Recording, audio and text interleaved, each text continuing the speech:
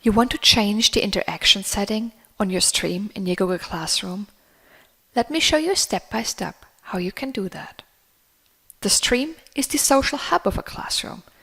You as a teacher can make postings, but depending on the settings you choose, the students can interact here too. To change the settings, you will need to find this little settings icon on the right. Click here and then scroll down a little. First, you will see the class details. Keep on going until you reach the section that is called General. When you look here, you can find Stream. Click on there and you will find your three options.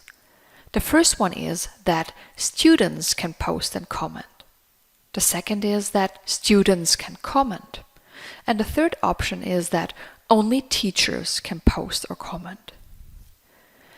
I often choose the first option, as I work with adult learners and I actually want them to be active and participate. But maybe you teach a class that veers off topic easily, or your class is very large. Then restricting the messages makes sense, so you can use the stream to communicate very important information that can be found more easily. Select the option that fits your classroom best, and you're already done. I hope you enjoyed this demo.